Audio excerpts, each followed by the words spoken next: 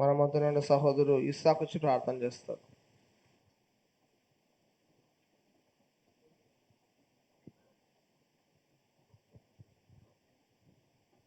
అందరం తలలోంచుకుని ప్రార్థన చేసుకుందాం. మహోన్నతుడా, సర్వాధికారి, సర్వాంతర్యామి, సర్వకృపానిధియగు మా దేవ, మీ యొక్క శ్రేష్టమైన అమూల్య నామమునకే స్తుతులు స్తోత్రాలయ్యా. తండ్రి దేవ, యొక్క లెంటిలేస్లో తండ్రి దేవ మేము ఉపవాసం ఉండి తండ్రి దేవ ఈ యొక్క శుక్రవార దినమున సాయంకాలమున తండ్రి యొక్క మందిరానికి రావడానికి కృప చూపారో దాన్ని బట్టి స్తోత్రాలయ్యా. ఇంకా నువ్వు ప్రయాణంలో ఉన్న బిడ్డల్ని తండ్రి దేవ తొందరగా నడిపించండి అయ్యా. తండ్రి ఇప్పుడు మీ దాసుడు వాక్యం చెప్పబోతుండగా తండ్రి దేవ పూర్తిగా మీకు శిలువ చాటున మరుగుపరిచి తండ్రి దేవ బండలాంటి మా హృదయాలను సుత్తెలాంటి నీ యొక్క వాక్యం చేత బద్దలు కొట్టి సరిచేయండి ప్రభువా. తండ్రి ఆశగా వచ్చిన ప్రతి ఒక్క ప్రాణంను తృప్తిపరచండి అయ్యా. ఇక్కడ పూర్తిగా ఆది అంతములు మీరే అధ్యక్షత వహించండి అయ్యా. ఈ యొక్క మనుషులు తండ్రి దేవ మహిమ పరచబడకూడదు ప్రభువా, మీరు మాత్రమే మహిమ పొందాలయ్యా. తండ్రి ఆది అంతములు మీరే మహిమ ఘనత పొందమని ఈ కొద్ది ప్రార్థన ఆలకించమని యేసుక్రీస్తు ప్రియ రక్షకుడి నామంలో అడిగి వేడుకుంటున్నాము తండ్రి, ఆమేన్. హల్లెలూయా. ఈ సమయంలో పరిశుద్ధ గ్రంథములో నుండి యోహాను రాసిన సువార్త 3వ అధ్యాయము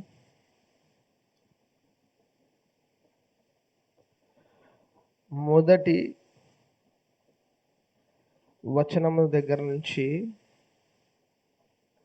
5 వచనాల వరకు చదవగా విందాము.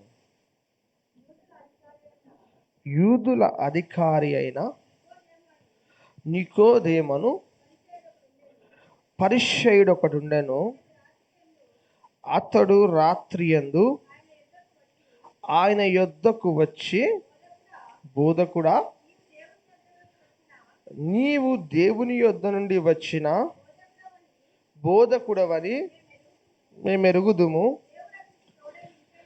దేవుడు అతడికి తోడై ఉంటేనే గాని నీవు చేయుచున్న సూచక క్రియలను ఎవ్వడూ చెయ్యలేడని ఆయనతో చెప్పెను.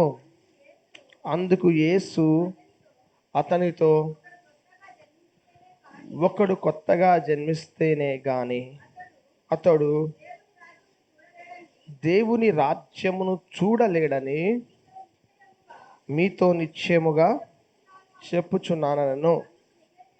అందుకు నికోదేము, ముసలివాడైన మనుషులేడాగు జన్మింపగలడు? ప్రవేశించి జన్మింపగలడా?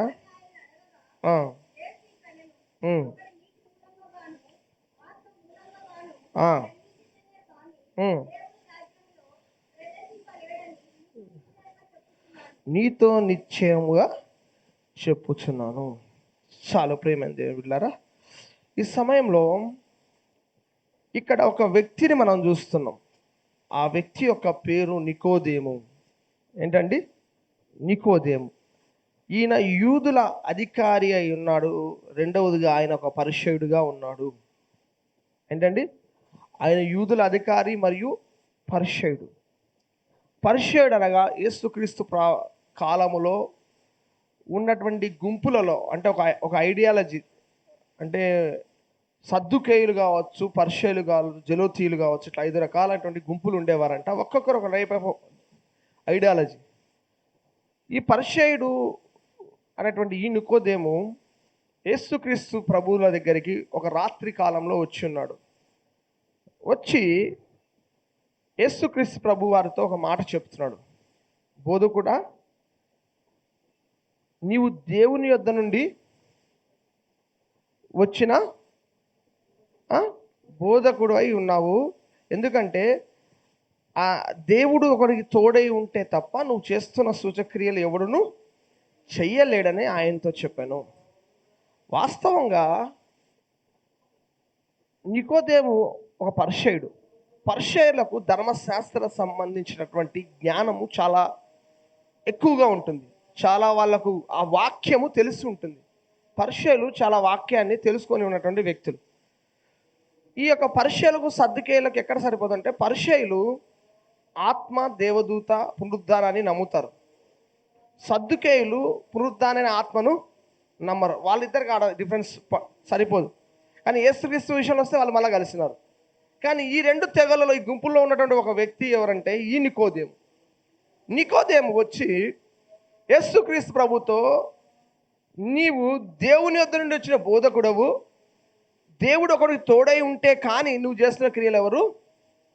రెండు విషయాలు యేసుక్రీస్తు ప్రభుతో చెప్తున్నాడు. ఏమని? నువ్వు దేవుని యొద్ద నుంచి బోధకుడువు, రెండోది దేవుడు నీకు తోడై ఉన్నాడు, అందుకే నీ ద్వారా ఈ అద్భుతాలు సూచక్రియలు జరుగుతున్నాయి అని చెప్పి నికోదేము యేసుక్రీస్తు ప్రభు గురించి ఒక చక్కని ప్రోత్సాహకరమైన లేకపోతే మంచి మాటను చెప్తూ ఉన్నాడు. దానికి యేసుక్రీస్తు ప్రభుల వారు జవాబుగా చెప్తున్న మాట ఏంటంటే, ఒకడు కొత్తగా జన్మిస్తేనే కానీ అతడు దేవుని రాజ్యమును చూడలేడని నీతో నిశ్చయముగా చెప్పుచున్నాను నేను. ఇప్పుడు యేసుక్రీస్తు ప్రభుల వారితో నికోదేము చెప్పిన విషయం ఏంటి? జవాబుగా యేసుక్రీస్తు ప్రభు వారు చెప్తున్న విషయం ఏంటి? యేసుక్రీస్తు ప్రభు ఈయన చెప్పిన దానికి పూర్తి వ్యత్యాసమైన దాన్ని జవాబును చెప్తున్నాడు. ఇప్పుడు యేసుక్రీస్తు ప్రభు వారు ఏమనాలంటే, అవును నికోదేము, నేను దేవుని కుమారుడిని, దేవుని యొద్ద నుంచి వచ్చిన వాడినే, నేను దేవుని యొద్ద నుంచి వచ్చాను కాబట్టి నా ద్వారా ఈ క్రియలు జరుగుతున్నాయి, నువ్వు చెప్పినది కరెక్ట్ అని చెప్పి నికోదేముకి ఏం చెప్పాలి? జవాబును చెప్పాలి. కానీ యేసుక్రీస్తు ప్రభుల వారు అలాంటి జవాబు చెప్పట్లేదు. చాలా భిన్నంగా, ప్రత్యేకంగా, ఒకడు కొత్తగా జన్మిస్తేనే కానీ దేవుని రాజ్యంలో ప్రవేశించలేడు. ఈ వాక్యాన్ని చాలామంది పరలోక రాజ్యానికి, నిత్య జీవానికి కనెక్ట్ చేస్తారు. దేవుని రాజ్యం అనేది ఆ అంశాన్ని తీసుకొని ప్రసంగించాలని చాలా పెద్ద అంశం. దేవుని రాజ్యము చెప్పాలని చాలా కష్టం. ఇప్పుడు దేవుడు ఇజ్రాయేలు మీద ఏమైనా రాజై ఉన్నాడు అంటే అప్పుడు ఆ రాజ్యం ఏది కావాలి? ఇజ్రాయెల్ రాజ్యం కావాలి. నా రాజ్యము పరమందున రాజ్యం అని చెప్పినప్పుడు అప్పుడు ఆ రాజ్యం ఎక్కడుంది? పరలోక రాజ్యం కావాలి. కానీ ఆయన్నే మళ్ళీ అంటాడు, నా రాజ్యం మీ మధ్యలోనే, మళ్ళీ నా రాజ్యం రాబోతుంది అంటాడు. చూడండి, చాలా కాంట్రడిక్షన్స్ ఉన్నాయి. ఈ వాక్యానికి ఆ వాక్యానికి సరి చూసుకుంటే మనకు అర్థం కాదు. కానీ ఒకటి అర్థం చేసుకోవాల్సింది అంటే, ప్రస్తుత కాలంలో ఒక వ్యక్తి అంట దేవుని రాజ్యంలో, అంటే నిత్య జీవం పరలోక రాజ్యం అది పక్కన పెడతాము, దేవుని రాజ్యములోనికి రావాలి అంటే కొత్తగా జన్మించాలి. He has to born again in the kingdom of God. ఇప్పుడు కొత్తగా జన్మించే దాన్ని మనం ఏ విధంగా తీసుకోవాలి? కొత్తగా జన్మించడం అంటే ఏంటి? ఎందుకు యేసుక్రీస్తు ప్రభు వారు దేవుని రాజ్యానికి కొత్తగా జన్మించడానికి లింక్ పెడుతున్నాడు? కొత్తగా జన్మించడానికి దేవుని రాజ్యానికి ఏంటి సంబంధం? నికోదేము అడిగిన దానికి యేసు ప్రభు ఎందుకు దేవుని రాజ్యం గురించి కొత్తగా జన్మించాలని చెప్తున్నాడు? ఇవి రెండింటి మధ్యలో ఏంటి కనెక్షన్? ఒకసారి మనం కరెక్ట్గా గమనించినట్లయితే, యేసుక్రీస్తు ప్రభుల వారు అంటున్నారు, నువ్వు నన్ను దేవుని దగ్గర నేను వచ్చిన వాడిని ఎరుగుతున్నావు కదా, నువ్వు అంటున్నావు కదా నువ్వు దేవుని దగ్గర వచ్చినావని, నువ్వు దేవుడు తోడే ఉంటే నీ అద్భుతాలు జరగమంటున్నావు కదా, నీవు నన్ను నమ్మి నా దగ్గరకు వస్తున్నావు కదా, నీవు నా రాజ్యంలోకి రావాలని నువ్వు అది చేయాలని చెప్తున్నావు. హల్లెలూయా. ఏం చేయాలి? నువ్వు కొత్తగా జన్మించాలి. కొత్తగా జన్మించడం అంటే ఏంటి? ఆల్రెడీ అదే డౌట్ వచ్చింది నికోదేముకు. అయ్యా, ముసలివాడైన వ్యక్తి, వృద్ధుడైన వ్యక్తి ఏ విధంగా మళ్ళీ జన్మించగలుగుతాం? మనుషులందరూ ఒకటేసారిగా జన్మించే తల్లి గర్భం ఉండా, మళ్ళీ ఎలా జన్మిస్తాడన్న ప్రశ్నను ఆ నికోదేము మళ్ళీ యేసుక్రీస్తు ప్రభు వారిని అడిగినట్లు మనకు కనపడుతుంది. యేసుక్రీస్తు ప్రభుల వారిని అడిగిన వెంటనే యేసు ప్రభుని, ఒక వ్యక్తి నీటి మూలంగాను ఆత్మ మూలంగాను తిరిగి జన్మిస్తేనే దేవుని రాజ్యంలోకి ప్రవేశిస్తాడు. ఒక వ్యక్తి కొత్తగా జన్మిస్తే తప్ప దేవుని రాజ్యం చూడలేడు. రెండోది, ప్రవేశించాలంటే ఆ వ్యక్తి నీటి మూలంగాను ఆత్మ మూలంగాను తిరిగి జన్మించాలి. మనం దీంట్లో చాలా డెప్త్గా వెళ్దామండి, లోతుగా వెళ్దాం. ఈ న్యూ బోర్న్ అగైన్ ఎక్స్పీరియన్స్ అంటారు. బోర్న్ అగైన్ ఎక్స్పీరియన్స్, కొత్తగా జన్మించిన అనుభవము మనం కలిగి ఉండాలి. చాలామంది క్రైస్తవులు మందిరాలకు వస్తారు, చాలామంది దేవుని బిడ్డలుగా కూర్చుంటారు, వందల ప్రసంగాలు వింటారు. ప్రతి ఒక్క సంవత్సరము 54 వారాలు క్రమం తప్పకుండా గుడికి వెళ్తున్నావు నువ్వంటే నువ్వు 54 ప్రసంగాలు వింటున్నావని. సంవత్సరానికి ఎన్ని ఆదివారాలు? 54 వీక్స్ అంటే 54. మళ్ళీ స్పెషల్ మీటింగ్స్ అంటే ఒక 60 ప్రసంగాలు. లేకపోతే ఇంకా మీలాగే ఆసక్తిగా ఉన్నారు. వారానికి 3 రోజులు అనుకుందండి. నెలకు 12. 12 × 12 చెప్పయ్యా లెక్కల మాస్టర్. 144. 144 ప్రసంగాలు వింటున్నారు. తీసేద్దాంలో అప్పుడప్పుడు డుమ్మాలు కొట్టింటారు. 100 ప్రసంగాలను సంవత్సరానికి వింటున్నారు. 100 ప్రసంగాలు వింటున్నావు. నేను నిన్ను రాత్రి అడుగుతున్నా, నువ్వు నీటి మూలంగా ఆత్మ మూలంగా తిరిగి జన్మించావా?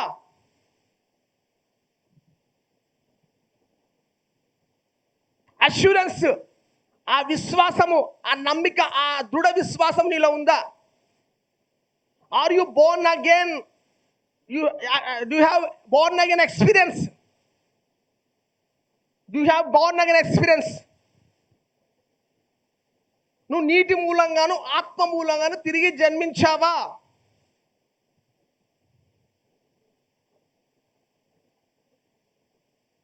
చెప్పగలుగుతారా? సరే, ఇంకా డెప్త్కి వెళ్తా. ఎందుకు యేసుక్రీస్తు ప్రభు వారు మనల్ని తిరిగి జన్మించాలి, నీటి మూలంగా ఆత్మ మూలంగా దేవుని రాజ్యంలో ప్రవేశించాలి అనే యొక్క కండిషన్ అక్కడ చెప్తున్నాడు. ఆ కండిషన్ అది. నువ్వు దేవుని రాజ్యంలో పోవాలంటే నీటి మూలంగాను ఆత్మ మూలంగా తిరిగి జన్మించాలి. ఈ దానికి దేవుని రాజ్యానికి ఒక కండిషన్ పెడుతున్నప్పుడు ఎందుకు మనం అందరం తిరిగి జన్మించాలి? అలాంటి తల్లి గర్భంలో ఒకసారి పుట్టిన సరిపోదా? మళ్ళీ ఎందుకు ఆత్మ మూలంగా తిరిగి జన్మించాలి? Why have to born again in the spirit, in the water? ఎందుకు మనం ఆత్మ మూలం నీటి మూలం ఎందుకు జన్మించాలంటే, గో బ్యాక్ టు జెన్సిస్. ఎక్కడికి వెళ్ళాలి? ఆది కాండానికి వెళ్ళాలి. ఆది కాండంలో యేసు క్రీస్తు ప్రభుల వారితో దేవుడు మాట్లాడినప్పుడు ఆదాముతో చెప్పిన మాట ఏమన్నాడు? నువ్వు పండు తిను దినమున నిశ్చయంగా చచ్చెదవు. కానీ పండు తిన్నప్పుడు ఆదాము చనిపోలేదు. 930 సంవత్సరాలు బతికాడు. కానీ ఆయన ఆత్మలో చనిపోయాడు. హల్లెలూయా. ఆత్మలో చనిపోయిన ఆదాము ఏమైంది తెలుసా? ఆదాము పరిస్థితి, ఆత్మలో చనిపోయిన ఆదాము ఏం చేస్తాడు సార్? ఆత్మలో చనిపోయిన స్థితిలోనే పిల్లల్ని అంటూ వస్తున్నాడు.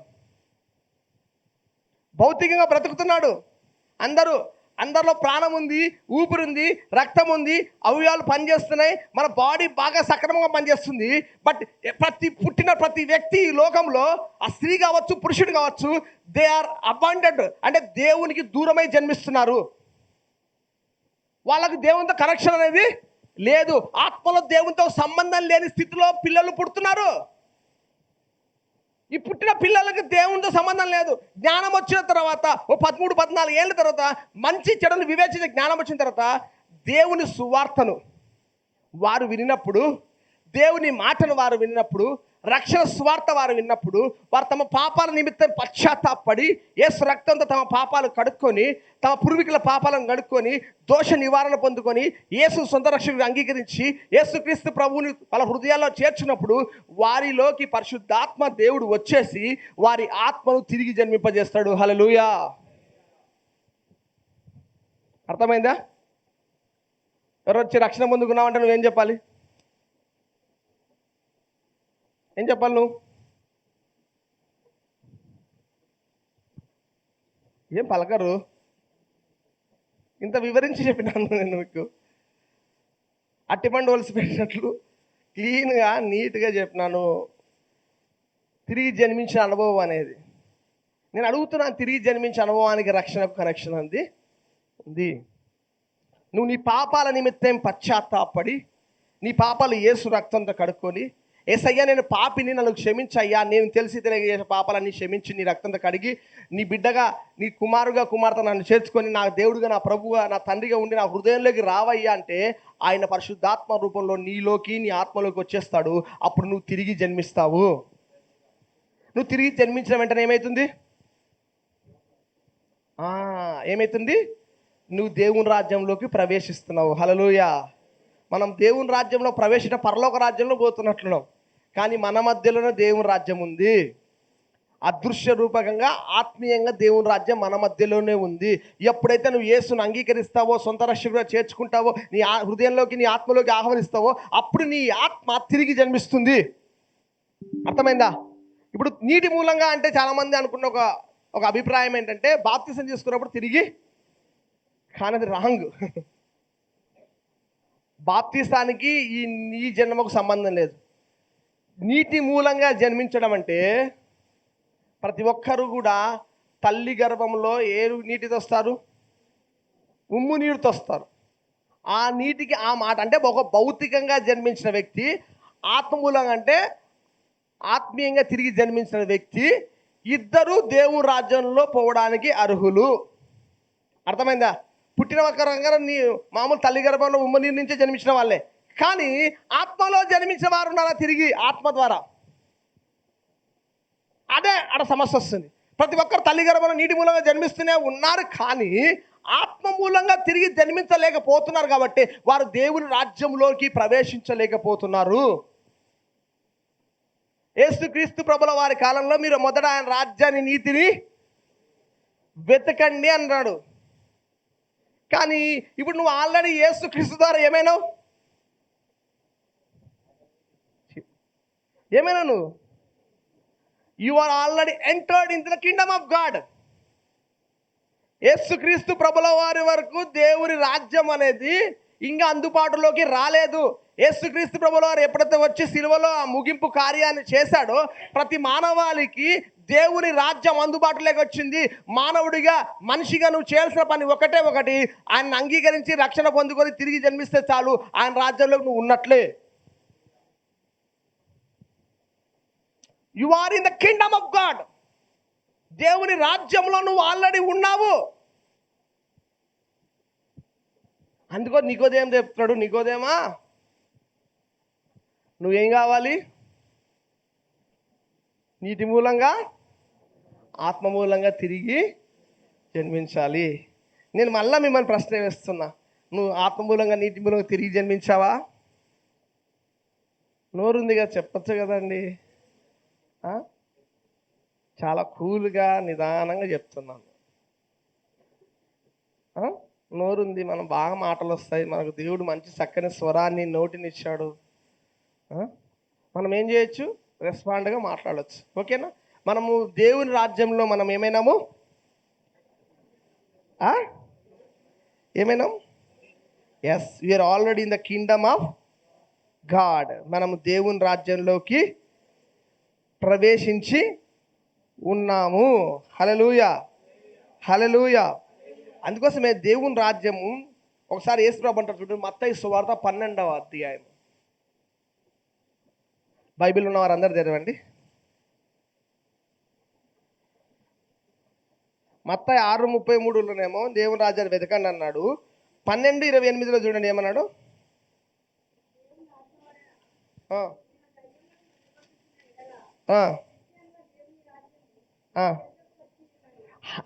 ఏమైందండి? ఎక్కడికి వచ్చింది? అక్కడ ఎతకండి అన్నాడు. మత్తయి 6:33, ఆయన రాజ్యాన్ని మొదటగా వెతకండి, మీకు కావాల్సిన అనుగ్రహించబడతాడు. ఇక్కడ ఏమంటున్నాడు? మీ యొద్ద కాలని నేను దయాలు ఎలా కొడుతున్నా మీకు తెలుసుకోవాల్సింది ఏం తెలుసా? ఆల్రెడీ దేవుని రాజ్యం మీ మధ్యలోకి వచ్చింది. దేవుని రాజ్యం మీ కాడ ఆల్రెడీ ఉంది. మీరు దేవుని రాజ్యంలో తిరిగి జన్మిస్తే ఉన్నట్లే. అర్థమైందా? మనం దేవుని రాజ్య సంబంధులమే తప్ప ఇహలోక సంబంధులము కాము. ఈ లోకానికి చెందిన వ్యక్తులము కాము. We belongs to the kingdom of heaven, kingdom of God. ఈ లోకంలో నువ్వు ఉన్నప్పుడు తెలుసుకోవాల్సిన విషయం ఏంటంటే, నీవు శాశ్వతమైన రాజ్యంలో ఉన్నావు. నీవు చేరిన రాజ్యానికి అంతము లేదు. అర్థమైందా? మన భారతదేశాన్ని చాలా రాజులు పరిపాలించారు. చాలామంది రాజ్యాలు వచ్చారు. ఫస్ట్ భారతదేశంలో నేటివ్ కింగ్స్ ఉన్నారు, అంటే ఇక్కడ ఉన్న స్థానిక రాజులు పరిపాలిస్తారు. తర్వాత మొఘలులు వచ్చి పరిపాలించారు, వాళ్ళ రాజ్యం అంతమే. తర్వాత బ్రిటిషర్స్ వచ్చారు, డచ్ వాళ్ళు వచ్చారు, ఫ్రెంచ్ వాళ్ళు వచ్చారు. చాలామంది మన భారతదేశాన్ని పరిపాలించారు. లాస్ట్ 1947 ఆగస్టు 15 ఏమైంది? స్వాతంత్రం వచ్చింది. స్వాతంత్రం వచ్చిన తర్వాత మన భారతదేశం ఏమైంది? స్వాతంత్ర రాజ్యంగా ఏర్పాటైంది. ప్రతి రాజ్యం అనేది వస్తుంది పోతుంది. కానీ ఒక రాజ్యంలో మనం ఉన్నాం, ఆ రాజ్యానికి అంతము లేదు. ఆ రాజ్యంలో మనం ప్రవేశించాము. అర్థమైందా? ఆ రాజ్యంలో ప్రవేశించాము. ఒకసారి పరలోక రాజ్యం గురించి చెప్తూ ఒక విలువైన మాట యేసుక్రీస్తు ప్రభుల వారు అంటారు చూడండి. మత్తయి 13:45-46 వచ్చిన చూడండి. ఆ, ఆ, ఆ, ఉమ్.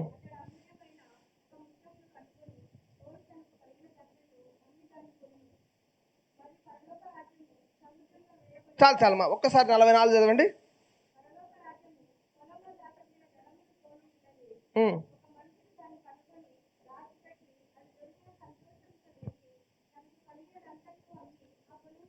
చాలు. కింగ్డమ్ ఆఫ్ హెవెన్ యొక్క వాల్యూ ఇక్కడ చెప్తున్నాను. పరలోక రాజ్యం యొక్క విలువ, దేవుని రాజ్యం యొక్క విలువ అనుకోండి. ఇది ఎలాంటిదంట? పొలములో దాచబడిన ధనమును పోలి ఉందంట. ఒకవాడు మనిషి పోతున్నాడు, పొలములో పోతున్నప్పుడు అతను ధనం దొరికింది, కానీ ఆ ధనం అతను తీసుకోకుండా ఆ దొరికిన సంతోషంతో వెళ్ళి తన కలిగినంత అమ్మి ఆ పొలాన్నే కొనేస్తాడంట. అర్థమైందా? ఆ ఉపమానంకి అర్థమైందంటే మన అర్థమయ్యే భాషలో చెప్తా. ఒక వ్యక్తి ఒక రోడ్డున పోతున్నాడు, ఒక పొలంలో పడి నడుచుకుంటూ వెళ్తున్నాడు. సడన్గా అతనికి ఆ పొలంలో ధనము దొరికింది. ఆ ధనము తీసుకుంటే ఎవరైనా చూస్తారేమని చెప్పేసి ఈ పొలం ఎవరితో కనుక్కుందాము, ఆ పొలాన్నే కొన్నాననుకో, రేపొద్దున ఆ ధనం తీసుకుని ఎవరైనా అడిగితే ఏమనొచ్చు? నా పొలము నేను కొంటున్నా అంటాడు. ఇతడు ఏం చేస్తాడంట? తనకున్నదంతా అమ్మి ఏం చేశాడు? అమ్మ దాన్ని కనుగొని దాచిపెట్టి తన కలిగినంతా అమ్మి ఆ పొలమును కొన్నాడు. అర్థమేంటంటే the kingdom is like that. నువ్వు ఆల్రెడీ ఆ కింగ్డమ్లో ఉన్నావు, కానీ ఆ కింగ్డమ్ యొక్క విలువ, ఆ రాజ్యం యొక్క ఆ విధంగా ఉంది. ఇంకా రెస్ట్ ఏమంటాడు? మంచి ముత్యంలో కొనుగోలు చేసిన వర్తకుని పోలి ఉన్నది. అంటే బిజినెస్ మ్యాన్, మర్చెంట్, వ్యాపారస్తుడు, మంచి ముత్యాలు ఉన్న వ్యాపారస్తుడు, అతనికి అమ్ములైన ఒక ముఖ్యంగా అనుకున్నాడంట. పోయి తనకు కలిగినంత అమ్మి దాన్ని కొన్నాడు, విలువైందని. అంటే ఇప్పుడు ఆ విలువైన రాజ్యములోకి నీకు యేసుక్రీస్తు ద్వారా ప్రవేశం అనేది లభించింది. ఈరోజు యేసుక్రీస్తుల ద్వారా నీకు లభించినటువంటి ఈ యొక్క పరలోక రాజ్యం అనుకునే దేవుని రాజ్య ప్రవేశాన్ని నీవు తెలుసుకొని ఆ రాజ్య సంబంధిగా ఈ లోక రాజ్యంలో బ్రతకాలి. ఇది దేవుని యొక్క చిత్తము, దేవుని యొక్క ప్రణాళిక, దేవుని యొక్క ఉద్దేశము, దేవుని యొక్క ఆలోచన, దేవుని యొక్క తలంపుని పట్ల. నువ్వు ఇహలోక రాజ్య సంబంధివి కాదు అని వాక్యంలో చాలాసార్లు చెప్పబడింది. నువ్వు దాన్ని తెలుసుకొని నువ్వు ఎవరో, నీ ఏ రాజ్యమో, నువ్వు ఏ రాజ్యంలో ఉన్నావో ఆ రాజ్యానికి తగినట్లుగా నువ్వు బ్రతకాలి. ఎందుకంటే నువ్వు విలువైనటువంటి గొప్ప రాజ్యంలో ఉన్నావు. దానియేలు గ్రంథంలో రాజుకు వచ్చిన దర్శనం ఒక బొమ్మ. ఆ బొమ్మకు రకరకాలైనటువంటి అవన్నీ తర్వాత దానియేలు చెప్పడం ఏమవుతుందంటే అవన్నీ రాజ్యాలకు, కానీ ఆ బొమ్మను ఒక రాయి వచ్చి మొత్తం అవుతుంది నల్లగొట్టి పొడి చేస్తుంది. ఆ రాజ్యానికి అంతం లేదు. ఆ రాజ్యం యుగములు ఉంటుంది. ఆ రాజ్యము దేవుని రాజ్యం. ఆ రాజ్యంలో నువ్వు నేను ఉన్నాము. ఆ యొక్క ఆధిక్యత, ధన్యత, ఆ గొప్ప భాగ్యము దేవుడు మనకు తన కుమారుడనే యేసు ద్వారా ఇస్తున్నాడు. పాత నిబంధన సమయంలో, పాత నిబంధన కాలంలో మనకు ఇక లేదు వారాలు, అంటే ఈజీగా లేదు. But in the grace spirit, కృపాయుగములో, కృపాకాలంలో దేవుడు ఈ గొప్ప ధన్యతను ఆయన సంతానమైన మనకు ఇస్తున్నాడు. హల్లెలూయా. పాత నిబంధనలో యూదులు అన్యులను ఎలా చూసేవాళ్ళు తెలుసా? They will see like you a dogs. కుక్కల్లాగా చూసేవాళ్ళు. వాళ్ళ ఫీలింగ్ ఏం తెలుసా? మేమే దేవుని పిల్లలము, మేమే దేవుని సంతానము, స్వకీయ సంపాద్యము, మేము దేవునికి సంబంధించినటువంటి వారం. అందుకే యేసుక్రీస్తు ప్రభు వారికి కానాను స్త్రీ తన కుమార్తె నిమిత్తమై అడగనికి వస్తే పిల్లల రొట్టె తీసుకొని కుక్కలకి ఏమిట అంటే యేసుక్రీస్తు ప్రభు వారు మనల్ని కుక్కలుగా పోల్చలేదు, కానీ ఆ స్త్రీ విశ్వాసాన్ని పరీక్షిస్తాడు. కానీ యూదులు అన్యులను ఎప్పుడు అలానే చూస్తారు. అంటే మనకు అర్హత యోగ్యత ఏమాత్రము, ఒకప్పుడు దేవుడు లేని ప్రజలుగాను, పరదేశులుగాను, పరజనులుగాను, దేవుని కాని వారిని మొక్కుతున్న వారిగా మనం ఉండినాము. బట్ దేవుడు ఆయన కుమారుడైన యేసు రక్తం ద్వారా సమీపంగా మమ్మల్ని తీసుకొని ఆయన రాజ్య నివాసులుగా మమ్మల్ని చేసేస్తున్నాడు. మనకు వ్యతిరేకంగా ఉన్న ఆ రుణము, అపరాధం యొక్క లిస్టు, మన పాపముల యొక్క లిస్టు మొత్తము సిలువకు మేకులతో కొట్టి దాని మీద చేరాతను తీసివేసి మన మీద నేరము మోపడానికి, మనల్ని బాధ పెట్టడానికి ఉన్న అధికారులను ప్రధానులను పట్టి తెచ్చి బాహాటముగా వారి ద్వారా ఒక వేడు కనబరిచాడంట. వారిని పట్టి తెచ్చి నిరాయుధులుగా చేసేస్తాడంట. నీకు వ్యతిరేకంగా ఉన్న అపవాది రాజ్యాన్ని నీకు వ్యతిరేకంగా పని చేయకుండా తన రాజ్యంలో నిన్ను చేర్చుకొని ఆ గొప్ప ధన్యత దేవుడు నీకు ఇచ్చాడు. హల్లెలూయా. దట్స్ వై ఈరోజు భౌతికంగా దేవుని రాజ్యం మన మధ్యలో లేదు, ఆత్మీయంగా దేవుని రాజ్యం మన మధ్యలో ఉంది. ఆ రాజ్యంలో మనం ఉన్నాము. యేసుక్రీస్తు ప్రభు వారు వచ్చిన తర్వాత భౌతికంగా రాజ్యము భూమి మీదకి రాబోతుంది. చాలామందికి ఒక షాకింగ్ చెప్తున్నా, అందరూ బాగానండి. మనం పైకి పోతాం పైకి పోతాం పైకి పోతాము. ఒకవేళ యేసు ప్రభు రాకముందే పైకి పోతాం. కానీ యేసుక్రీస్తు వచ్చేంత మనం ఉన్నామనుకో, పైకి పోయేది కాదు, ఆయన రాజ్యం భూమి మీదకి రాబోతుంది. నూతన యెరూషలేము ఎక్కడికి రాబోతుంది? సియోన్ ఎక్కడ రాబోతుంది? నూతన ఆకాశం భూమి ఇక్కడనే. మనమంతా ఆదాని మీదకి పోయినాం, అదే ఇడికి వస్తుంది. అర్థం చేసుకునే కష్టం ఉంది కదా, చేసుకోవాలి. అర్థం వాక్యం చదివితే అర్థమవుతుంది. పెళ్లి కుమార్తె వాళ్ళు అలంకరించబడి ఒక పట్టణము, కొత్త ఆకాశము, కొత్త భూమి, పాతవన్నీ ఎక్కడ రాబోతుంది? ఈ భూమి మీదకి రాబోతుంది. దట్స్ వై నేనేమంటున్నా అంటే, ఆ రాజ్యంలో నువ్వేమై ఉన్నావు? పౌరుడవై ఉన్నావు, ఆ రాజ్య సంబంధివై ఉన్నావు. అందుకోసమే ఈరోజు నేను చెప్పే వాక్యం ఏంటంటే, నికోదేముకు దేవుడు అవకాశం ఇచ్చినట్లు, ఒకవేళ ఇంతవరకు ఆయన రాజ్యంలో ప్రవేశించుకుంటే దేవుడు నీకు అవకాశం ఇస్తున్నాడు. అనా పాస్టర్ గారు, బ్రదర్, నేను రెగ్యులర్గా మందిరానికి వెళ్తాను, ఉపవాస ప్రార్థనలు చేస్తాను, దేవుని యొక్క మాటలు వింటాను. మంచిది, దేవుని స్తోత్రం, హల్లెలూయా. నువ్వు దేవుని రాజ్యంలో ఉన్నావా?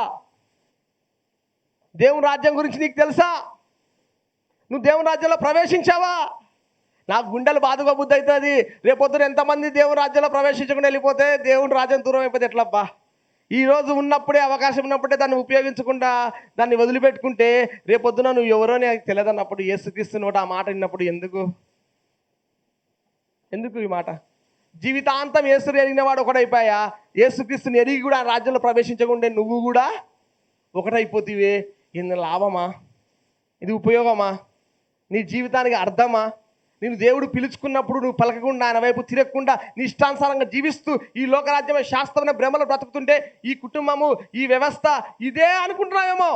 కానీ దేవుడు నీతో చెప్తున్నాడు, ఈ రాజ్య సంబంధివి నువ్వు కాదు, నువ్వు ఈ లోక సంబంధివి కాదు. నువ్వు ఎవరివంటే నా రాజ్య సంబంధివి, నా రాజ్యానికి చెందినవాడి. అందుకోసమే ఆయన మనల్ని ఒక రాజ్యంగా మార్చి దేవునికి ఇచ్చేస్తాడంట. హల్లెలూయా. మనల్ని ఏం చేస్తాడు? రాజ్యంగా. ఇప్పుడు ఆ రాజ్యంలో నువ్వు ఉన్నావా లేదా? ఎస్. నేను ఒకసారి రెవల్యూషన్ వెళ్దాం, ఒకసారి మళ్ళీ చూపిస్తా. ప్రకటన గ్రంథం తీయండి.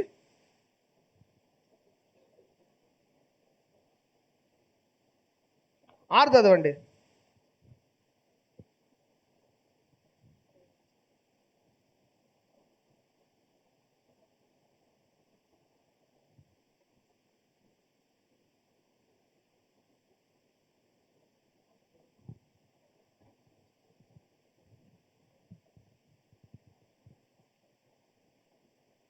ఆరో వచ్చిన మొదటి అధ్యాయం 6వ వచనం.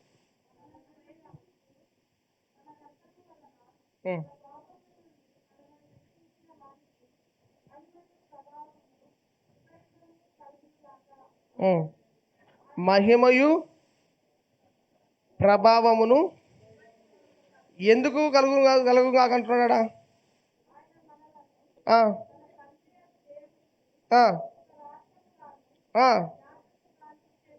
ఏం చేసినాడు? ఒక్క రాజ్యముగాను, ఏదానిగాను? ఇప్పుడు నాకు అనిపిస్తుంది, నేను కూడా మన బంధువులు, మన దగ్గర వాళ్ళు ఒకరు యుఎస్ పోయినారనుకోండి, ఏం చెప్తాం మనం తెలిసిన వాళ్ళందరికీ? ఏం చెప్తాం? మా వాళ్ళు యుఎస్లో ఉన్నారు, మా వాళ్ళు యూకేలో ఉన్నారు, మా వాళ్ళు ఆస్ట్రేలియాలో ఉన్నారు, మా వాళ్ళు న్యూజిలాండ్లో ఉన్నారు, మా వాళ్ళు ఆఫ్రికాలో ఉన్నారు చెప్పరు. ఆఫ్రికా ఈజ్ నాట్ ఏ, అంటే అది డెవలప్డ్ కంట్రీ, ఆఫ్రికా కంట్రీస్లు కాదు కాబట్టి చెప్పరు. మా యుఎస్లో ఉన్నారండి, మా అబ్బాయి యుఎస్లో చదువుతున్నాడు, software engineer, per annum 1.5 CR. అంటే గొప్పగా చెప్పుకుంటారు, తప్పేం లేదు, తప్పేం లేదు, no no, not at all, తప్పు కాదు. నేను చెప్పుకోవడం తప్పేం కాదు, వాళ్ళు అది కాబట్టి నేను అడుగుతున్నాను, ఒరే తొక్కలోది నువ్వు అమెరికాలో ఉంటే బిల్డప్ ఇస్తున్నావే, మేమెవరము? మనం అమెరికాలో ఉన్న బిల్డప్ ఇస్తున్నామే, కానీ మనం ఎవరు? దేవుని రాజ్యంలో ఉన్నాము. బిల్డప్ ఏదైనా వస్తానే మనం మనం ఏమైనా దాన్ని అతిశయపడితే చాలు, అంతే. మనం అతిశయించే ప్రభు ఎందుకు అతిశయిస్తే చాలు. ఎందుకంటే you have power in your hands. నీ చేతిలో దేవుడు అధికారాన్ని, ఆ పవర్ ఇస్తాడు దేవుని రాజ్యానికి వెళ్తే. తెలుసా, కొంతమంది కొన్ని దేశాల వాళ్ళకు వేరే దేశాలకు పోనీకి పాస్పోర్ట్ అవసరం లేదంట. The queen of England, UK క్వీన్కి కొన్ని దేశాలు డైరెక్ట్ వెళ్ళిపోవచ్చు అంట ఆమెకు. వాళ్ళకి పాస్పోర్ట్లు, వీసాలు వాళ్ళకి అంత పవర్ ఉంటుంది వాళ్ళకి, తెలుసా? నేను అంటాను, ఒక కింగ్డంలో క్వీన్ చనిపోయింది, ఆమె వెళ్ళిపోయింది, కానీ ఆమె వాళ్ళు వేరే వాళ్ళు అయినారు. బట్ ఒక కొద్ది రోజులు ఉన్న రాజ్యంలో ఉన్న రాజ్య సంబంధులకి అంత విలువ ఉన్నప్పుడు, అంత శక్తి ఉన్నప్పుడు, నువ్వు ఎవరి రాజ్య సంబంధివి? దేవుని రాజ్య సంబంధివి, దేవుని రాజ్యంలో ఉన్నవాడవు, ఉన్నదానవి. కాబట్టి నీవు కూడా దాన్ని తెలుసుకొని దానిలాగా ప్రవర్తించి బ్రతుకు. నీ కాడ ప్రస్తుతం డబ్బు లేకపోవచ్చు, నీ పరిస్థితి బాగాలేకపోవచ్చు, కానీ నువ్వు ఎవరేమైనా మర్చిపోవద్దు. అర్థమైందా? నువ్వు దేని కొరకున్నావో మర్చిపోవద్దు.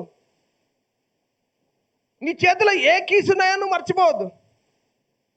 That's why you have to exercise your authority on this earth. భూలోకము మీద నీవు ఆ అధికారాన్ని ప్రదర్శించాలి, అధికారం కలిగిన వ్యక్తిగా జీవించాలి. భూమిని తలకిందులు చేయవారు ఇక్కడ కూడా వచ్చినారా అనే మాట ఎందుకు ఆదిమ సంఘంలో విశ్వాసులకు వాళ్ళు అన్నారు? They have that power. ఎందుకంటే దేవుని రాజ్యం మాటలతో కాదు, శక్తితో కూడా ఉంది. ఉందా లేదా వాక్య భాగం? ఇప్పుడు ఆ రాజ్యాలు ఉన్నప్పుడు నువ్వు ఎటువంటి వ్యక్తివి? ఈ లోకంలో కరెంట్గా శక్తి ఉన్నప్పుడు you have power from the above heaven. నీకు పరలోక రాజ్యం నుండి ఈ లోకంలో దేవుని రాజ్యంలో నీకు పవర్ సప్లై అనేది ఉంటుంది. గ్రిడ్కి ఏమైతే కరెంటు మొత్తం పోతుంది, నీ గ్రిడ్ కరెంటు పోయే గ్రిడ్ కాదు. హల్లెలూయా. ఆల్వేస్ గ్రిడ్కి నీకు సప్లై ఉంటుంది, నువ్వు ఆ పవర్ ఈ లోకంలో చూపించగలుగుతావు. అందుకోసమే నేను tune your mind according to word of God. నీ మైండ్ని వాక్యానుసారంగా ఏం చేసుకోవాలి? నీ మైండ్ ఏమేసంటే లోకంలో ఉండి ఉండి ఉండి ఉండి ఉండి ఉండి ఉండి ఉండి లోక సంబంధంగానే. నేను ఎప్పుడు గత చెప్తా. ఒక వ్యక్తి పొలంలోకి పోయి గద్ద గుడ్డు దొరికినాయంట, ఒక గుడ్డు. ఆ గద్ద గుడ్డు తెచ్చి మనిషి కోడి కింద పెట్టినాడు. కోడి లాస్ట్ గద్దను పొదిగి పిల్ల బయటికి తీసుకొచ్చింది. గద్ద బయటకు వచ్చినాక కొన్ని రోజులు తిండి పెట్టి కోడి పిల్లలమ్మడి పెంచినాడు ఆయన. ఆ గద్ద బాగా పెద్దగా అయింది, రెక్కలు వచ్చినాయి. కానీ ఆ గద్ద ఇప్పుడు కొల్లమ్మడి తిరిగి తిరిగి ఇంకా ఎంతసేపు ఉన్నా భూమి మీద గీకి ఆ పెండలో పోయి ఆ దిబ్బలో పోయి అది తిని ఇది తినే ఉంది కథ. లాస్ట్ గద్ద పైకి చూస్తున్న ఆకాశంలోకి వేరే గద్దలను, అబ్బా అవి భలే గుర్తున్నాయే, నేను గద్దనైంటే బాగుంటున్నాను అనుకుందంట. వాస్తవం అదేంది? ఇప్పుడు చాలా మంది మనుషుల పరిస్థితి అదే. నువ్వు already your son of God and king, daughter of God. Why your thing like you are not? నువ్వు దేవుని కుమారుడు ఆల్రెడీ. నువ్వు దేవుని రాజ్యంలో ఉన్నావు. ఎందుకయ్యా, ఎందుకమ్మా నువ్వు అలా ఆలోచించలేకపోతున్నావు? అన్నా నా పరిస్థితి బాగాలేదనా, నా పరిస్థితి నీకేం తెలుసనా? ఎవరి పరిస్థితి వాళ్ళకి తెలుసు. కానీ దేవుడు ఏమి చేయగలుగుతాడో, దేవుని రాజ్యంలో ఉంటే నీకేం జరుగుతుందో నువ్వు తెలుసుకోవాలి. హల్లెలూయా. అందుకోసం చూడు, ఒక మాట ఉంటుంది, ఇంకో మాట చూపిస్తాను. నిన్ను దేవుని రాజ్యాంగం ఇచ్చినాడంట తండ్రి అయిన దేవునికి యేసుక్రీస్తు ప్రభు వారు. మత్తయి 16 ఒక్క నిమిషం ఆగు, అది కరెక్ట్ రిఫరెన్స్.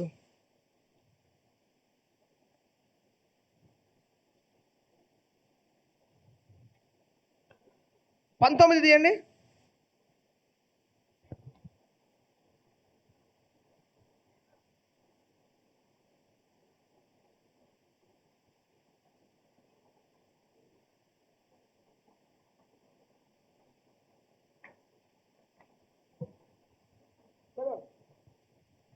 మత్తయి 16:19 కాదక్క 19. పరలోక రాజ్యము యొక్క తాళపు చెవులు నీకు ఇచ్చేదను. ఆ, ఆ, ఆ, ఉమ్.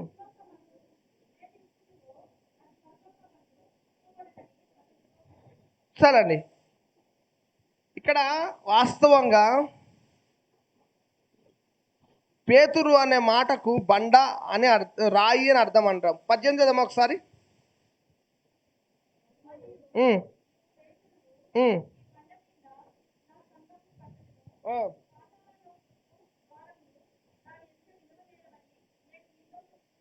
దాని ఎదురు నిలవని చెప్తున్నాను. ఉమ్, ఉమ్, యొక్క ఉమ్, ఉమ్,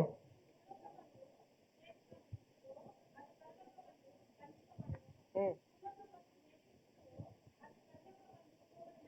చాలా వాస్తవంగా ఈ మాటను చాలా మంది పేతురుతో చెప్పినాడు యేసుక్రీస్తు ప్రభువు అని అనుకుంటారు. అర్థమైందా ఏమండి? పేతురు అనే మాటకు ఫుట్నోట్లో ఏముంది? మరియు నువ్వు పేతురు ఈ బండ మీద నా సంఘాన్ని కడతా ఉంటారు, రాయి మీద అనడం లేదు. ఏంటండి? దర్ ఇస్ డిఫరెంట్ బిట్వీన్ రాయి అండ్ బండ.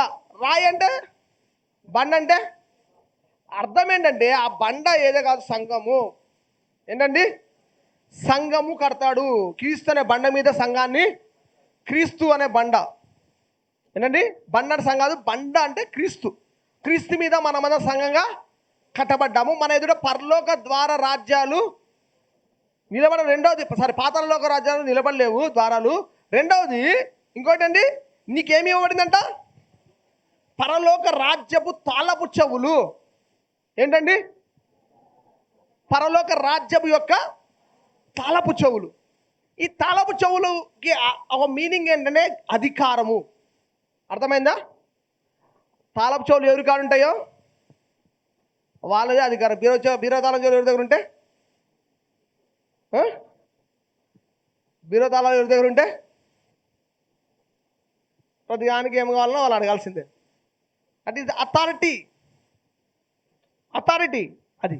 ఇప్పుడు ఏమై ఇవ్వబడిందంటే నీకు పరలోక రాజ్యపు తాళపు చెవులు నీకు ఇవ్వబడ్డాయి. అందుకోసమే నువ్వు భూమి మీద దేన్నైతే బంధిస్తావు అది పరలోకమందు విడుదల చేస్తావు, భూలోకంలో విడుదల అవుతుంది. అది అర్థం ఏంటంటే you have the authority of Kingdom of God. అన్న చాలా బాగా చెప్తున్నావు, మంచిగా ఉందన్న, శర్మన్ చాలా మంచిగా ఉంది, ఎంకరేజింగ్ ఉందన్న.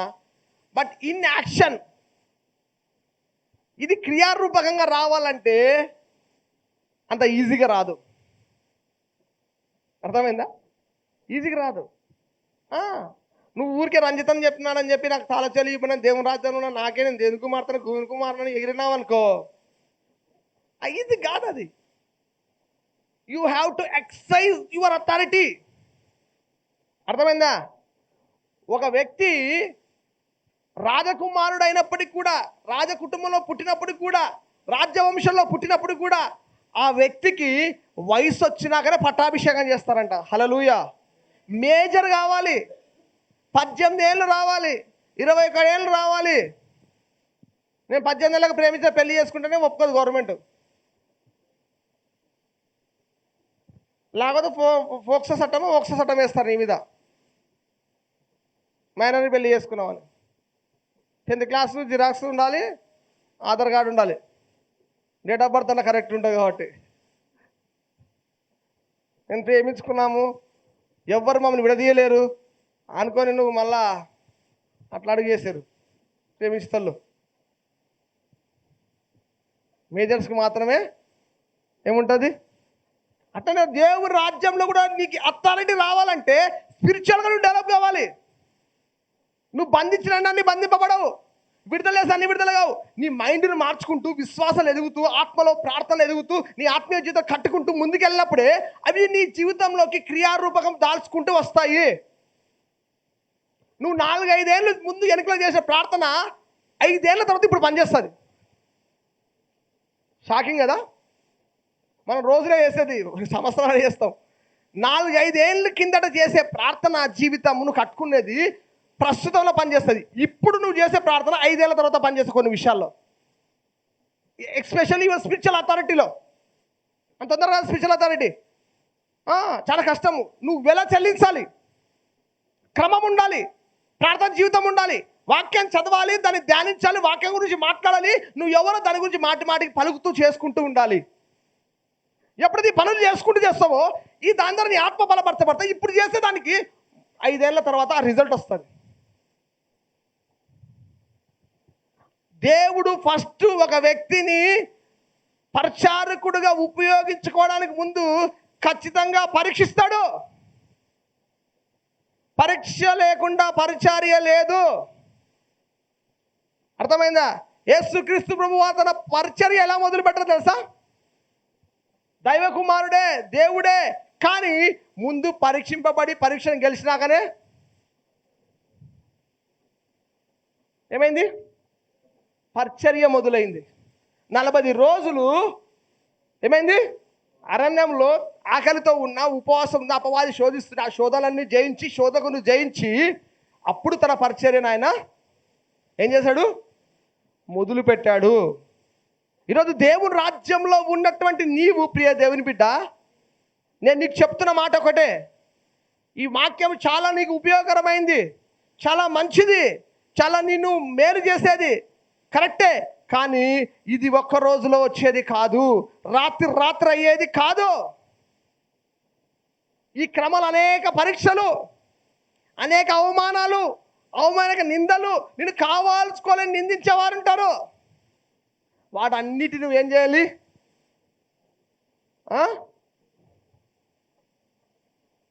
కొంతమందికి పొగడ్తలు అంటే చాలా ఇష్టం. వాస్తవంగా పొగడ్తలు ఇష్టం లేని వ్యక్తి ఎవరు? బైబిల్ ఏం చెప్పింది? పొగుడితే మీకు అంటే ఒక వ్యక్తిని నన్ను పొగుడుతున్నా నువ్వేమనుకోవాలి?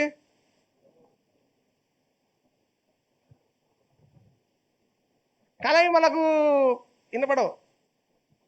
పొగిడితేనే చాలా వినసొంపుగా, చెవులోగా హాయిగా, ఇంకా కొంచెం పొగిడింటే. విలియం బ్రెన్హామ్ అనే గొప్ప దైవ సేవకుడు, సూపర్ పవర్ఫుల్ అనాయింటెడ్ పర్సన్, క్యాన్సర్లు హీలింగ్స్ సూపర్ వండర్ఫుల్ జరిగేటివి. అంత గొప్ప దైవ సేవకుడు పడిపోవడం కారణం తెలుసా? అతడు పొగడ్తలకు అలవాటు పడ్డాడు. లాస్ట్కు తప్పుడు సిద్ధాంతంలోకి వెళ్ళిపోయి తప్పు సిద్ధాంత సంఘాలను ఏర్పాటు చేసి అనేక జీవితాలను, కుటుంబాలను ఆ తప్పు సిద్ధాంతాలు నడిపించేస్తూ లాస్ట్కు నేనే మనిషి కుమారుడు అని చెప్పే స్థితికి వెళ్ళిపోయి ఆయన భయంకరంగా వెళ్ళిపోయాడు. ఇప్పుడు కూడా ఉన్నాయి సంఘాలు అట్లాంటివి. దట్స్ వై నేను చెప్పేది ఒకటే, ఈరోజు దేవుని రాజ్యంలో నువ్వు అది రావాలంటే నీకేం కావాలి? వయసుతో సంబంధం, ఈ లోకసం వయస్సు కాదు ప్రాముఖ్యము, ఆత్మీయ పరిపక్వత, ఆత్మలో ఎదగడము, ప్రార్థనలో ఎదగడము, వాక్యాన్నితో కట్టుకోవడము, వాక్యాన్ని ధ్యానించడము, నీ కుటుంబంలో కూర్చోవడం, వాక్యం గురించి మాట్లాడడము. ఎప్పుడైతే అది చేయగలుగుతావో అప్పుడే నీ యొక్క శక్తి నీవు ఈ లోకంలో ప్రదర్శించగలుగుతావు, దేవుని రాజ్యంలో శక్తిని.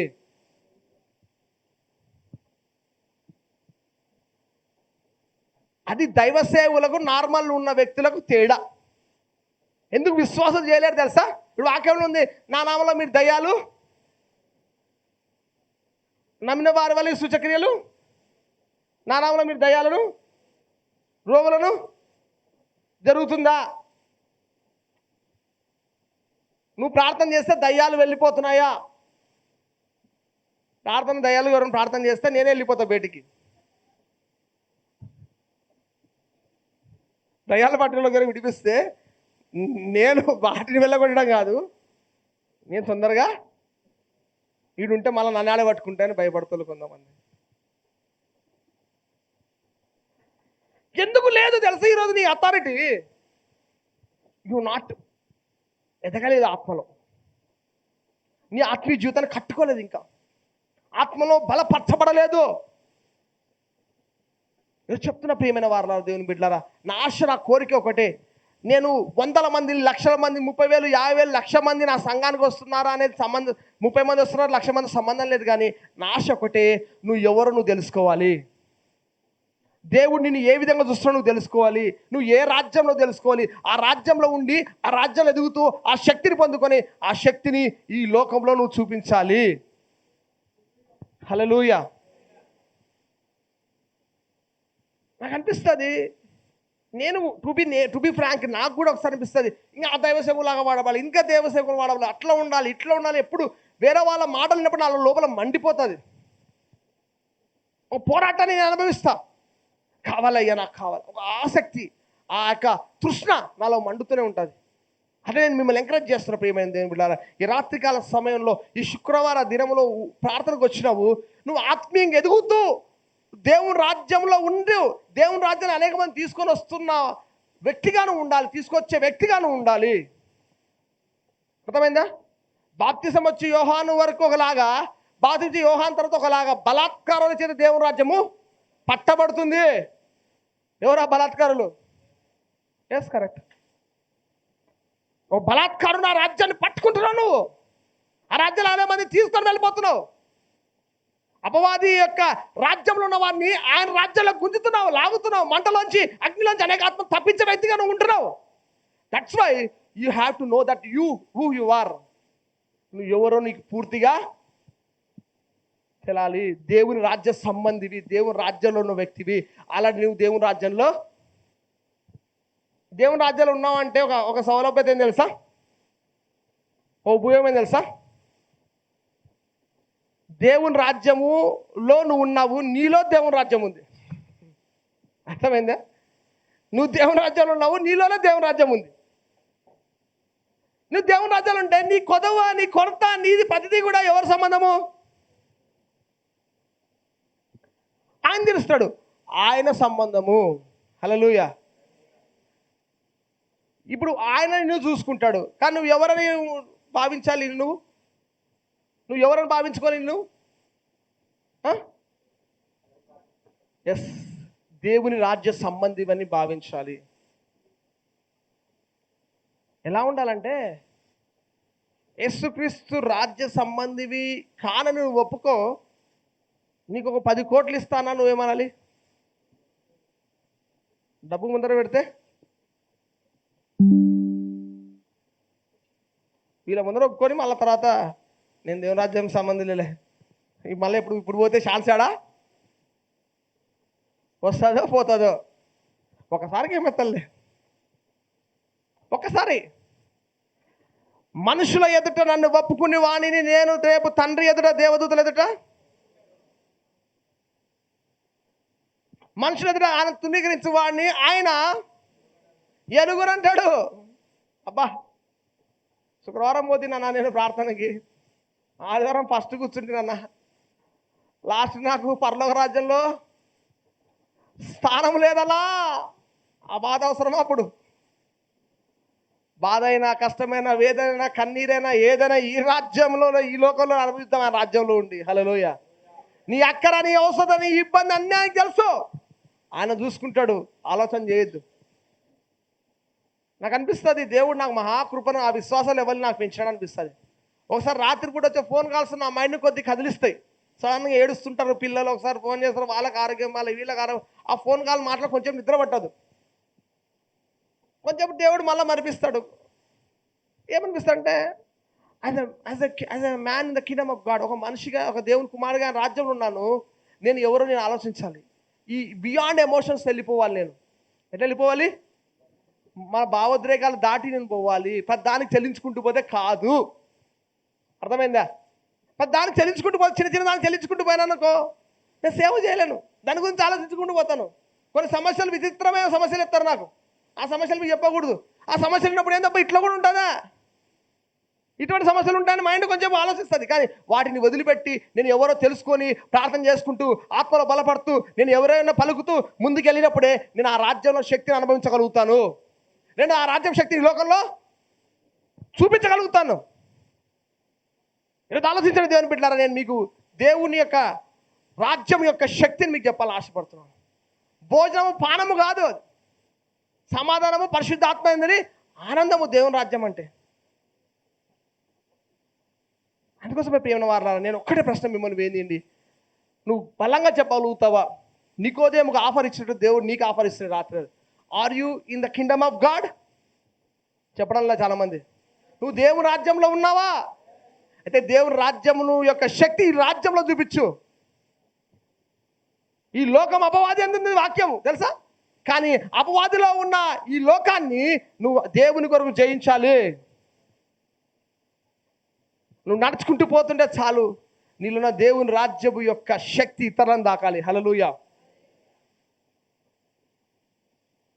నీ ఆత్మలోకంలో అంటే దేవుని రాజ్యంలో నీ శక్తి ఎలా తెలుస్తుంది తెలుసా?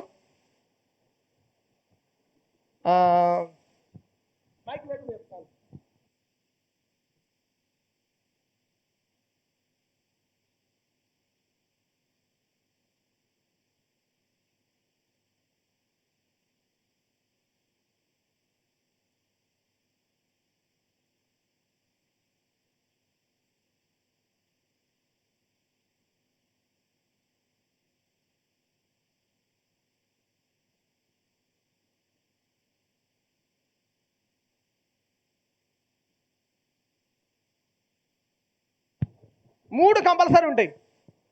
అవి దేనికి గుర్తు తెలుసా? వాళ్ళ శక్తికి, ముఖ్య కిరీటం వాళ్ళ శక్తికి గుర్తు, వాటి శక్తికి గుర్తు, వాటి అభిషేకానికి గుర్తు. Because they are fallen angels, పడినటువంటి దేవదూతలు. దేవుడి దగ్గర పడిపోయాయి కానీ దేవుడు వాటి శక్తిని తీసుకోలేదు. అందుకోసం ఆ శక్తియే వాటి మీద ఇంకా పనిచేస్తుంది. అందుకే అనేక మంది జనాలను తామే దేవుళ్ళగా చెప్పబడుతూ వాటిని ప్రజలను భ్రమపరుస్తూ గుడ్డితనం కలగజేస్తూ వాటి వైపు నడిపిస్తుంది. But when you come in to the kingdom of God you also have 1 crore. నీకు కూడా చాలా కిరీటాలు ఉన్నాయి. మహిమ కిరీటం కావచ్చు, జీవ కిరీటం కావచ్చు, చాలా రకాల కిరీటాలు ఉన్నాయి. మహిమ ప్రభావాలతో కిరీటం అలంకరిస్తాడు. నీవు స్పిరిచువల్గా ఎదుగుతుంటే అంట you have 1 circle upon head. ఒక రింగు నీ తల మీద ఉంటుంది. అది నీకు కనబడదు. ఆత్మలోకంలో దేవుని రాజ్యంలో ఇతరులకు కనపడుతుంది. నీ రింగు ఎంత పెద్దగా అవుతుందో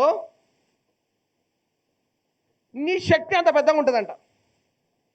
ఆ రింగులోకి వచ్చిన వాళ్ళందరూ కూడా నేను గుర్తుపడతారంట ఆత్మలోకంలో. షాకింగ్ కదా? అర్థమవుతుందా? నిజంగా స్పిరిచువల్గా స్ట్రాంగ్ అవుతున్న వాళ్ళ చుట్టూ రింగ్ అనేది ఉంటుంది.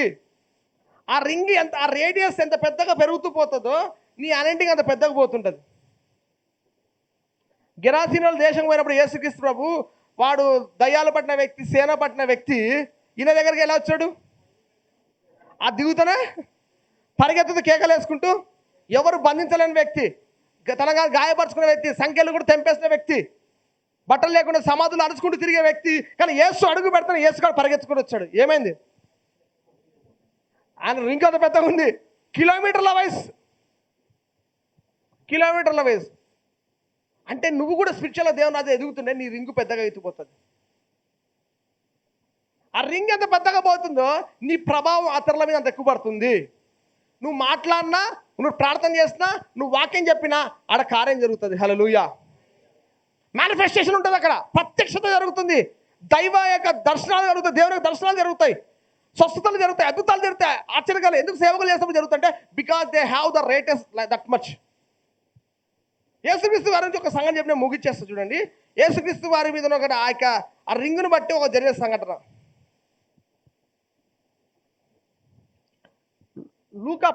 లూకా 4.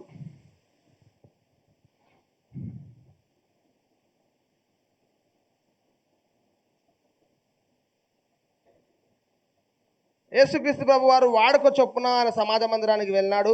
అక్కడ ఆయన ప్రవక్త యెషయా గ్రంథం అతని చేతికి ఇవ్వబడింది. ఆయన గ్రంథం ఇప్పి చదివినాడు. 17వ వచనం తర్వాత ఆయన అక్కడ గ్రంథము చుట్ట పర్చారుకి ఇచ్చి కూర్చొని ఏమన్నాడంటే సమాజంలో ఉన్న వారందరితో ఆయన తేరి చూస్తుండగా ఆయన నేడు మీ వినికిడిలో ఈ లేఖనము నెరవేర్చి చెప్పసాగారు. అప్పుడు వారందరూ ఆయన గురించి సాక్ష్యం ఇచ్చారు. ఆయన నోటి నుండి వచ్చిన దయగల మాటలు ఆశ్చర్యపడి ఈయన యేసేపు కుమారుడు కాడా అని చెప్పుకొని చుండగా ఆయన వారిని చూసి, వైద్యుడా, ఆడేమన్నా, నా ప్రభు ఆత్మ నా మీద ఉంది, బీదల సువార్త ప్రకటించడానికై నన్ను ఆయన అభిషేకించాడు, చెరలో ఉన్న వారికి విడుదల, గుడ్డివారు చూపు, నలిగిన వారికి విడిపించడానికి, ప్రభు హితవచనం ప్రకటించడం నేను వచ్చానని చెప్తున్నాడు అని చెప్పి అది మీ మధ్యలో నెరవేరింది అన్నారు. అప్పుడు వీళ్ళు దయగల మాట ఆశ్చర్యపడి లాస్ట్ వాళ్ళు చూస్తుంటే యేసు ప్రభు ఏమన్నాడు? సాక్ష్యం ఇస్తుండేమన్నాడు, ఈయన ఏసేపు కాలా అన్నప్పుడు యేసుప్రభు అన్నాడు, వైద్యుడా నిన్ను స్వస్థపరచుకొని సామ చెప్పి కబర్నంలో ఈ కార్యం చేస్తానని చెప్పి చెప్తాడు కొన్ని విషయాలు. చెప్పిన తర్వాత అక్కడ 28 వచ్చింది చదవండి.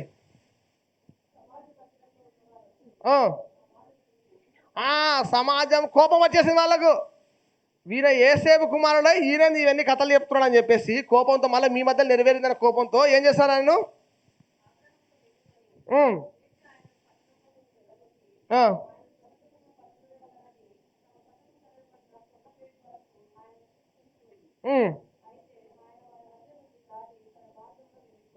చాలా అండి. ఒక ప్రశ్న తలల పైకి ఎత్తండి. ఇప్పుడు యేసుక్రీస్తు ప్రభుల వారిని కోపంతో వాళ్ళు ఎలా అన్నారు, కోపం వచ్చింది వాళ్ళకు, పట్టుకొని ఏం చేశారంట, తరిమి వెళ్ళగొట్టి ఎక్కడ తీసుకుపోయారంట నన్ను, ఎందుకు ఎందుకండి తలకిందులుగా పడదోయ వాళ్ళని తమ పట్టణంలో కట్టబడిన కొండపేట వరకు ఆయన తీసుకొని పోయినారు. కోపంతో ఉన్న వ్యక్తులు పట్టుకున్నారు. ఏ ఉద్దేశితమైనారు, కొండ మీద నుంచి కొండపేట కొండ చివర అని దొబ్బి ఆయన సంపాలని తీసుకుపోయినారు. ఏం జరిగింది, సడన్గా ఆయన వారి మధ్యలో ఉండి దాటి తన మార్గం వెళ్ళిపోయాను. ఏమైంది అడ, ఏమైంది అడ, ఎవరో కొట్టడానికి చేతులు ఎత్తినారనుకో,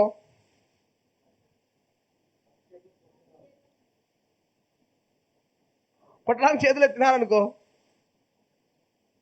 నేను తిట్టడానికి నోరు ఎత్తినారనుకో, ఏం కావాలి, ఏం చేయలేకపోవాలి. నేను నోరులో మాటలు రాకూడదు, చెయ్యి నీ మీదికి లేయకూడదు. యేసుప్రభుని ఏ ఉద్దేశం తీసుకున్నారు, వాళ్ళు కింద దొబ్బి సంపుదామని కోపంతో తీసుకున్నారు. అట్లాంటి వాళ్ళు ఉన్నట్టు ఆయన వదిలిపెట్టినారు. జీసస్ సినిమాలో బాగుంటుంది, జీసస్ సినిమాలో కూడా తీసుకుపోతారు ఆడికి లాస్ట్. ఇది ఆయన సర్కిల్ ఎంత పెద్దగా ఉందంటే వాళ్ళందరూ నోరు మూసుకొని వెళ్ళిపోయినారు, మరసంగా ఊరికైపోయినారు. ఏమి తన మార్గం తాను వెళ్ళిపోయినాడు. దట్ మీన్స్ యేసయ్య మీద ఉన్న ఆ రింగ్ అంత పెద్దది. ఆయన రాజుల రాజు ప్రభుల ప్రభు కాబట్టి, ఆయన రాజ్యానికి అంతం లేదు కాబట్టి, ఈజ్ అ కింగ్. ఈ వాస్ కాదు, ఈజ్ కింగ్. ఈ will definitely rain one day all this earth. ఒకరోజు ఈ భూలోకాన్ని మొత్తాన్ని పరిపాలించబోతున్నాడు.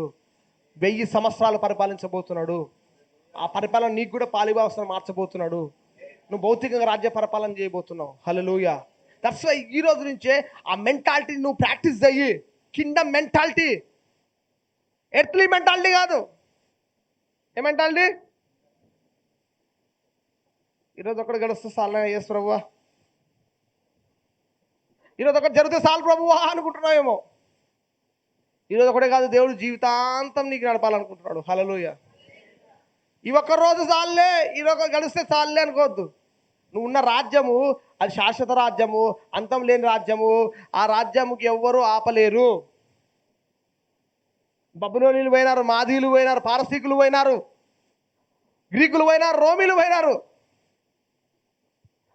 ఈ లోక రాజ్యాలను ఒకరోజు అంతమవుతాయి. ఆయన రాజ్యానికి.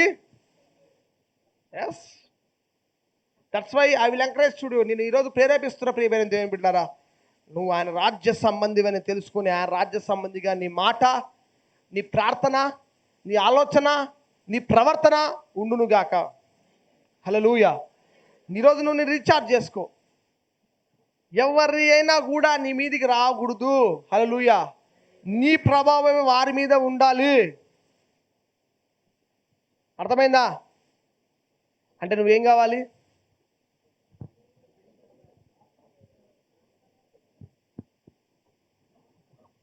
బాహ్య పురుషుడు కృషించిన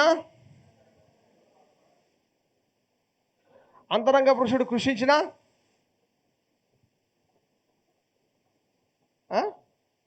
మన బాహ్య పురుషుడు మాత్రం దృఢంగా, బలంగా, దిట్టంగా ఉంటాయి. ఎందుకు? బాహ్యంగా బలంగా ఉంటాం, స్పిరిచువల్గా మాత్రం శోధన వస్తేనే ఆ భావన, శోధన తట్టుకోలేని ప్రభు, ఆ శోధన సాయం చేయను ఆయన.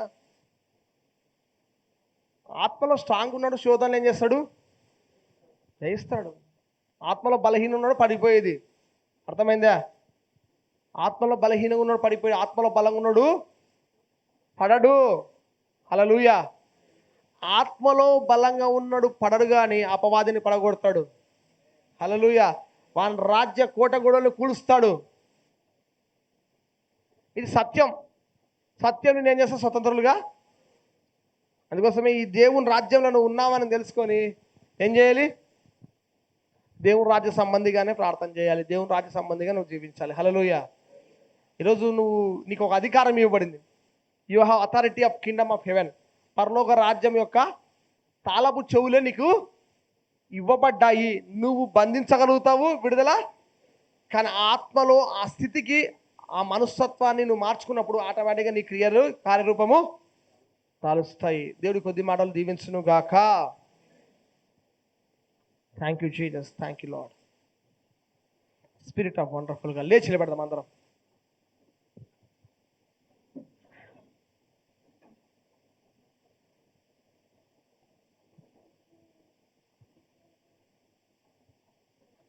స్తోత్రము రాజా, స్తోత్రము తండ్రి. హల్లెలూయా, హల్లెలూయా, హల్లెలూయా, హల్లెలూయా.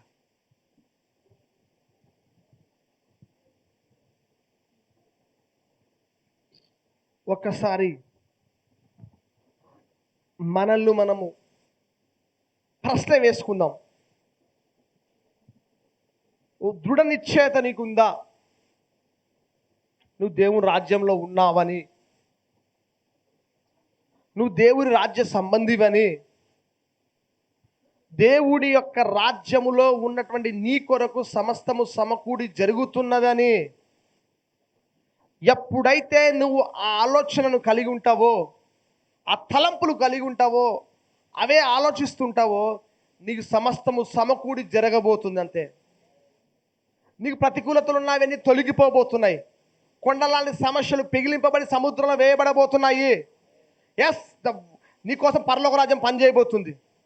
నువ్వు భూలోకంలో ఉన్నా నీకోసం దేవుని రాజ్యం పనిచేయబోతుంది. Oh thank you Jesus. Hallelujah. Lord, let us change our bias Lord. Hallelujah. ఇప్పుడే ఈ మా మనస్తత్వాలను మార్చండి తండ్రి. మా ఆలోచనలు మార్చండి, మా ఉద్దేశములు మార్చండి, మా తలంపులను మార్చండి, మా మాటలను మార్చండి. మా వాక్యంలో ఉన్నటువంటి సారమును తెలుసుకొని ఆత్మలో బలపరచబడి మేము ఆత్మ లోకంలో పని చేస్తుండగా భూలోకంలో పని చేయాలి ప్రభా, శక్తి అంతా. హల్లెలూయా. Thank you Jesus. దేవానికి స్తోత్రమయ్యా, దేవానికి వందనాలు తండ్రి. Oh spirit of God. లిమాకో షకర్ హసోకో మరీలా తరకో షకరీలా. దేవుని సైన్యంలో చేరేవారు పిరికివారు వద్దట దేవునికి. ఆయన కొరకు పని చేసేవారు కావాలి, శక్తివంతులుగా మారాలి. ఆ రాజ్యంలో పనిచేసి అపవాది కోట గోడలు కూల్చాలి. Oh thank you Jesus. The God of heaven and earth is your side. Hallelujah. పరలోకపు దేవుడు నీ పక్షాన ఉంటుండగా, ఆయన రాజ్యంలో నువ్వు ఉంటుండగా, ఆయన రాజ్యం నీలో ఉంటుండగా నీ కొరకు సమస్తము సమకూడి జరుగుతుంది. అంతే. హల్లెలూయా. దేవుని రాజ్యం నీ యొక్క పక్షంలో పనిచేస్తుంది. హల్లెలూయా, హల్లెలూయా. దేవానికి స్తోత్రం. చెప్పు నోటితో, ప్రభువా నీ రాజ్యంలో నేను ఉన్నానయ్యా. నీ రాజ్యంలో ఉన్న నా కొరకు సమస్తము సమకూర్చి పని చేయండి అయ్యా. నాకు వ్యతిరేకంగా ఉన్న రాజ్యాన్ని కూలదోయండి అయ్యా. నేను ఇప్పుడు ఆత్మలో బలం పొందుకొని, ఆత్మలో ఉజ్జీవింపబడి, ఆత్మలో ఎదిగి, నా మీద అభిషేకాన్ని పెంచుకొని నీ పరలోకం శక్తిని భూలోకంలో ప్రదర్శించాలి ప్రభువా. పరలోకం శక్తిని భూలోకంలో చూపించాలయ్యా. ఏలియా దేవుడుగా నువ్వు మా పక్షాన పని చేయదండి. ఏలియా ప్రార్థన చేయగా పరం నుండి అగ్ని దిగి వచ్చినది కదా ప్రభువా. ఈరోజు ఏలియా యొక్క దేవుడుగా, ఎలీషా దేవుడుగా ఈరోజు మా పక్షాన పని చేయదేవా. దేవానికి స్తోత్రమయ్యా, దేవానికి వందనాలయ్యా, దేవానికి వందనాలయ్యా. హల్లెలూయా. నీకే మహిమ తండ్రి, నీకే ఘనత తండ్రి. ఈరోజు అయ్యా పరలోకంలో ఉన్నటువంటి మహిమను భూలోకంలో మేము చూపించాలి తండ్రి. మహిమ మేఘము ఈ ప్రాంతంలో కనపడును గాక. ఓ థ్యాంక్ యూ జీసస్. దేవానికి స్తోత్రమయ్యా. ప్రతి నీ బిడ్డను బలపరిచి, ప్రతి నీ బిడ్డను ఉజ్జీవపరిచి, ప్రతి నీ బిడ్డను ఆత్మీయంగా బలపరిచి ముందుకు తీసుకొని వెళ్ళమని ప్రార్థిస్తున్నానయ్యా. లోక సంబంధ విషయాలను విడిచిపెట్టి, మానవ సంబంధ విషయాలను విడిచిపెట్టి, ఆత్మ సంబంధ విషయాలను ఎక్కువగా ధ్యానించి ఆత్మలో వర్ధిల్ల భాగ్యాన్ని మీరు మాకు దయచేయని వేడుకుంటున్నాను తండ్రి. ఏ బిడ్డను విడిచిపెట్టకుండా ప్రతి బిడ్డను బలపరిచి ముందుకు నడిపించమని కోరుకుంటూ రక్షకుడైన యేసు శక్తి గల పరిశుద్ధ నామంలో ఈ ప్రార్థన అడిగి వేడుక పొందుకుంటున్నాము తండ్రి.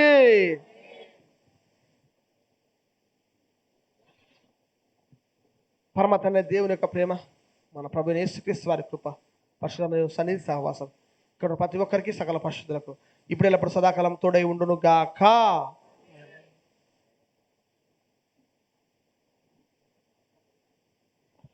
అందరూ